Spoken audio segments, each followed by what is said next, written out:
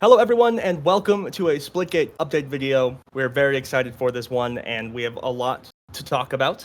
Getting started, my name is Jesse Griffin and I'm the Live Ops Product Coordinator here at 1047 Games. And I'm of course joined by Ian Prue, CEO and co-founder of 1047 Games, and Josh Watson, Design Director of 1047 Games. First thing to announce is that we're doing our first public playtest for our relaunch this Friday, August 29th, and Saturday, August 30th. Friday is at 3 p.m. to 6 p.m. Pacific Standard Time, and Saturday is at 10 a.m. to 1 p.m. Pacific Standard Time. And we can't wait. We have a lot of changes that we're going to go ahead and dive into, and of course we can't wait to hear your feedback and your thoughts when you have access to checking the game out. In regards to public testing, and obviously everyone knows we've headed back to beta. Ian, I wanted to ask, what is the purpose for these public playtests, and why do you think going back to beta is the right path to success? Yeah, I mean, I think, the purpose of these playtests is really to get your feedback, the community's feedback. That's how we built Splitgate 1. That's, people might not remember. We actually launched Splitgate 1 in 2019, didn't have a lot of success, and spent 2 years just constantly iterating with the community's feedback in mind. And after 2 years, all of a sudden, wow, the game's actually really good. And when we did the relaunch with Splitgate 1, it really took off. And so we're running it back. That's how we got to where we're at today. That's the reason we're able to work on Splitgate 2. And I think we sort of shied away from that, which was the wrong move with Splitgate 2, where we were sort of keeping things in secret, wanted to build hype, and that's just not the 1047 way. And so ultimately, these playtests are about getting feedback, making sure the changes we're making are good ones that the community wants, and really just keeping us on the right track. I love how you said that, the 1047 way. That's exactly what we're going back to. And the whole studio is very excited for this. Yeah. Well, let's go ahead and talk about what some of the players will be expecting in the playtest. We've made a lot of changes, and everything will be discussed in detail here.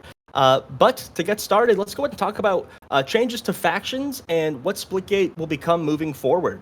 Josh, I'll go ahead and throw this to you. Cool. Yeah. Really stoked to talk about this. So, like Ian mentioned, we're going to be diving into the playtest to try a bunch of new changes. And the first one is some changes to factions, right? And so the first thing I wanted to do is sort of talk about the original intention of factions, so everybody understands like where we were coming from and what we were trying to accomplish with them. And so when we set out to do, to create Splitgate 2, there was a desire to create like meaningful variety in the way that you're taking engagements, right? And so factions emerged as kind of this way to create interesting asymmetry in combat, where players have different tools at their disposal. And so the hypothesis is that like as players lean into their play style, each game is going to feel fresh because you're going to feel people who have different, you're going to encounter people with different kits and different play styles. What we've seen post-launch is that the current philosophy around factions has created this sort of rigidity around play styles, and sort of actively getting in the way of player fun. We got a lot of feedback about factions. It's been a lot of discourse both internally and externally, and so we've gotten a lot of feedback from our players. That it can be a very frustrating experience to want to play a specific way or with a weapon you like, but you can't because you're sort of blocked by these faction limitations. And so with that in mind, for this playtest, you're going to see we've removed factions, right? And we've sort of reimagined the loadout system with the intention of allowing players to have like the maximum amount of flexibility with all of these tools in the toolbox. So players can really hone in on the way that they like to play. Follow up with players being able to play how they want to play. When we are saying we remove factions, what exactly does that mean? A bit more detail there. It manifests in a couple of main ways, right? I think the first means we're going to be lifting all the sort of loadout restrictions around weapons and equipment. If you want to run the Arrows carbine and a sticky grenade, that's possible. Players will be able to sort of tailor their kit to match their style. And that also means we're sort of revisiting perks. These were previously tied to factions. There was quite a lot of overlap depending on the factions. And so we've sort of done away with some of the redundant perks to ensure that every one that you select is different than the others. But it also means it opens up an opportunity for us to allow players to have an extra perk slot, which we're really excited for players to start to try. So it allows even more flexibility in sort of tailoring your experience. I want to clarify, you'll still see sort of unique perks to each of these slots, kind of similar to how it exists now. But across 3 slots, you'll be able to have more sort of variety in the ways that you hone in on your play style. And then I guess the sort of big sort of elephant in the room is faction abilities, right? And so this has been probably one of the biggest things we've heard from the community since it released. It's been a big point of discussion both in the community and internally in the studio. Obviously, abilities add this kind of interesting texture to fights sometimes, but I think more often than not, they end up being kind of frustrating to play against, right? And so if you couple that with the fact that they're just generally sort of difficult to balance because you can like small changes can swing them wildly from useless to this sort of like I win button where you just pop it and then you can just win a fight. Um, that I think that is sort of at odds with what we believe Splitgate, what makes Splitgate Splitgate. I think the biggest thing we've learned is just how different playing the game out in the wild is versus playing it like internally for an hour every week. That's something that we really enjoyed early on in development, but the problems with the abilities started to occur as you start to play the game out in the wild. We saw it with the launch of Ranked. Everybody's going Sabrasqual, and it's a really frustrating experience. Or Meridian wall hacks. Like, it's fun for me if I can see you through a wall, but it's not fun for the other player on the receiving end of that to constantly be wall hacked. That's not the purpose of Splitgate. Splitgate was always meant to be about gunplay, movement, and portals. And so we're trying to get back to our roots in that sense. Let's kind of remove the abilities and the factions. We've got all this great weapon variety, so let's lean into that and let you pick and play the way you want to play. So if you want to use a Sabrask assault rifle with a Meridian pistol and this, the slide perk, my personal favorite with, extra melee damage, etc. We want to let you play the way you want to play. And so this gives you that variety, removes that frustrating ability. And I think ultimately, I think it's good for the game, but the community will have to tell us if we're on the right path. That's where a lot of surveys come in, a lot of feedback. We have a beta hub that'll be linked down below in the video for the description, our Discord, that sort of thing as well. So please get involved there if you have things to share. Josh, last time you were on the stream, I believe we discussed having less emphasis on round-based modes. Now that we're a little further into development, I'd love to hear your thought process on this. Ian touched on this a little bit, right? Like your philosophy before launch and after launch is oftentimes different, right? And so while we like a lot of the round-based modes that we think offer a lot of dynamism to the way that the game is played, we also hear the feedback from players that they were looking for a more sort of classic Splitgate arena experience, right, where you can kind of jump in and start fragging out. And so for us, as we looked at like, okay, when we go to relaunch, like what is that core Splitgate experience? And while we're still going to have round-based modes, we're sort of pushing our core experience towards those fan favorites like King of the Hill, Domination, Team Deathmatch, some of these more straightforward arena-based game modes that obviously really resonate with our players. And so for us, I think you'll see this in the playtest. We're going to have a lot more emphasis on those one round jump in and start slaying out. But then you'll also see things like, Splitball, a game mode that we really, really love. And we're going to have those round-based things, but we do want to push some of that, faster get in game type of experiences into our core experience. Yeah, and I'll just add to that. I think one of the biggest changes, it's not actually in this particular playtest, but one of the things we've committed to for the relaunch is a playlist selection. And so by having that, we can have more modes. So for the players who want that traditional Splitgate 1, King of the Hill, Domination, TDM, like, great, pick those. You don't like Splitball, you don't have to play it. But if you're more a fan of the, Splitball, fast-paced, but with rounds and breaks in between, like, we're still going to have that. And just, again, it's whether it's giving you more choice with your loadout or giving you more choice with the modes you want to play, like, that's a big part of this relaunch. And we're excited about it. Yeah, I know a lot of people were just hooping and hollering about being able to choose what you want to play. That was one of the most things we saw. And, it made an impression, absolutely. So we're very happy to be able to do that for the community. I was going to go into updated portal walls, but we've been chatting about Splitball. So I think maybe we should just continue with that. We're making some changes to Splitball. Ian, you want to go ahead and chat about what we're going to be playtesting? Super simple. I mean, we put out a Twitter poll actually, I don't know what, a week ago or so, asking should the player with the Splitball, should they be able to portal? With Splitgate 1, we went through so many different iterations of capture the flag, and we could never get it right. And we went back and forth. Can you portal with the flag? Can you go through a portal? Can you go through a teammate's portal? Can you sprint? Right? And it just never really worked. And so Splitball was our answer to what if we made a capture the flag style mode leaning into portals. Ultimately, I think we didn't quite get there. I think a lot of players have recognized it's fast and it's nice that you can kind of score and then immediately you're at risk that the other team can take it back. But being able to portal, I mean, maps like Stadium or even Zenith, like you can score within seconds. And we don't think that's healthy for the game. We think it's frustrating. And we saw actually with the Twitter poll, it was pretty divided, but in general, I think slightly more preferred the idea of not being able to portal with the split ball. Bottom line, though, we're testing it. And so that's one of the things we're going to test in this play test. But we got to play it. We got to see, does it work? Does it not work? Should we just keep it as is? Some people really like it the way it is. So we'll see how that goes.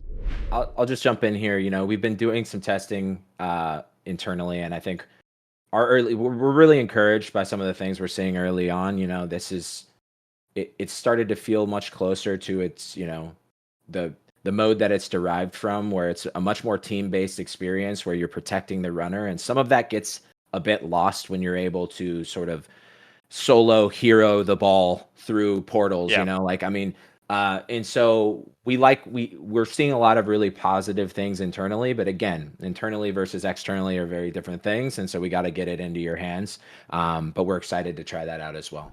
Speaking of excited to try things, again, Josh, you know, last time you were on here, we talked a bit about portal updates, you know, making the right changes, not just adding more, but making sure that they have meaning. I played Frontier the other day of the playtest, was a lot of fun. Not sure if we want to discuss what maps are going to be in the playtest. I know we have a few lined up for us, but anything you want to add there? Yeah, and just, you know, just top line for anyone who didn't see that previous video. Just wanted to give a bit of clarification on what it means when we say adding more portals to maps.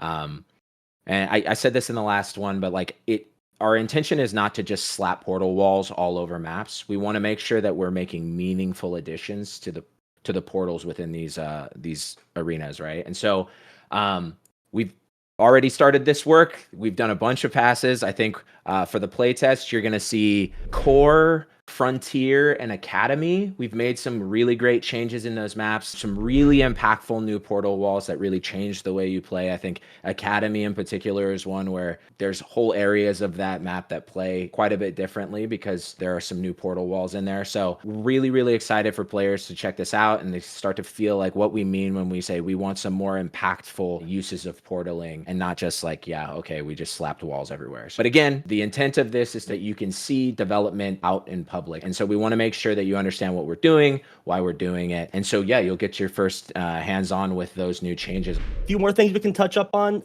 Ian, you mentioned the longer TTK. Why are we trying this direction out? And we can also dive into the weapon and recoil adjustments that we're targeting as well. Yeah, I'm going to hand this one to Josh because Josh has actually been driving this forward. I can talk about weapon recoil in a bit, but I'll let Josh talk about the time to kill. Time to kill is another one of those things, right? With any FPS, that is a very divisive topic, right? Like for half the people, it's too slow. For half the people, it's too fast. And so it's one of those things that you have to try to dial in, right? And so one of the things that's interesting about Splitgate, as compared to any other sort of shooter, is there are typically these sort of battlefronts, these front lines where you understand where your opponents are coming from. And what that allows you to do is you can be alert and ready for that attack more often than not, right? And so one of the challenging things with balancing around portals is it allows you to change the battlefront at will, which is really, really fun. But it also means it is very difficult to react to people flanking you, right? It is very difficult to acquire the target because they can come from virtually any direction.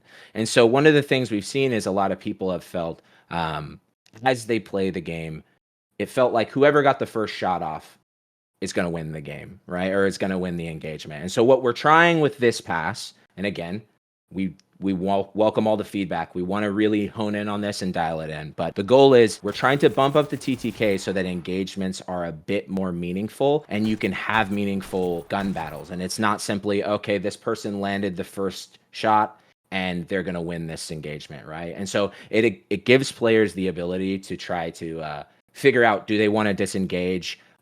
Can they turn the tide by making sure that they're hitting more crits than the other player? There's a lot more. I wouldn't say a lot more. There's some more time to react. And in testing that we've had so far, it's been really interesting to see how the engagements change a little bit, and it's not simply mowing through people and on to the next one. And it becomes more about sort of this one-on-one engagement. So really excited to get this into the players' hands. And like Ian said, and I want to reiterate, these are changes that we're testing. We want to hear your feedback. So please join in, tell us how you feel about it. And really, yeah, just try to, as you're playing it, try to think critically about how these things are making you feel and let us know, because we're very open to keep tuning and on our road to relaunch.